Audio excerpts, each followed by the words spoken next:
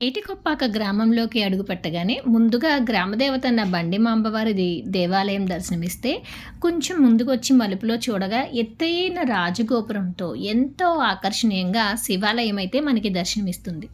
అనకాపల్లి జిల్లా వరాహి నది ఒడ్డున ఏటికొప్పాక గ్రామం ఉంది. ఏటికొప్పాక గ్రామం ప్రపంచ ప్రసిద్ధిగాంచింది. ఏ విషయంలో తెలుసా? అందమైన చెక్క బొమ్మలు చేసి వాటిని లక్కతో రంగులద్ది లక్క బొమ్మలు తయారు చేయడంలో ప్రసిద్ధిగాంచింది. అలాగే గ్రామంలో వారు ఎక్కువగా ఈ బొమ్మల తయారీని చేస్తూ ఉంటారు. చూసారా, దూరం నుంచే ఎత్తైన రాజగోపురం ఎంతో అందంగా కనిపిస్తూ ఉంది.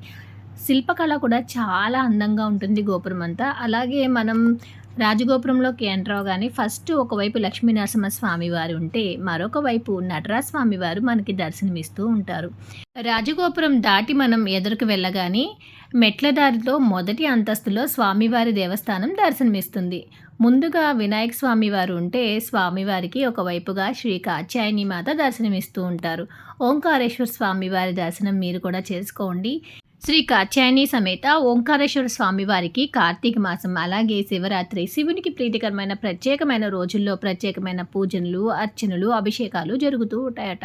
గ్రామస్తులంతా కూడా ఇక్కడ ఆలయ నిర్వహణ కార్యక్రమాలు, పూజా విధానాలన్నింటినీ కూడా ఎంతో చక్కగా చూసుకుంటూ ఉంటారండి. ఇక్కడ గుడి అంతా మీరు గమనించినట్లయితే సీలింగ్ కూడా చాలా అందంగా అయితే ఉందన్నమాట. ప్రధానంగా ఇక్కడ రాజగోపురం మనం ఎటువైపు నుంచి చూసినా కూడా అందమైన రంగులతో శిల్పకళతో అల్లారుతూ మనల్ని అయితే ఆకర్షిస్తూ ఉంటుందన్నమాట. సీలింగ్ వైపు చూస్తే ఆ పైన ఉన్న డిజైన్స్ కూడా కలువ రేకులు విచ్చుకున్నట్టు అందమైన రంగులతో ఎంతో అందంగా ఉంది. ఏటికొప్పాక గ్రామానికి వెళ్ళినప్పుడు తప్పకుండా ఈ శివాలయాన్ని దర్శనం చేసుకోండి. మీ మనసులోని కోరికలు తీరుతాయి. అలాగే మానసిక ప్రశాంతత కూడా లభిస్తుంది. ఇప్పటి వరకు ఎప్పుడైనా మీరు ఈ స్వామివారిని దర్శనం చేసుకుంటే కామెంట్ చేయండి. Like, share, subscribe. Thank you for watching.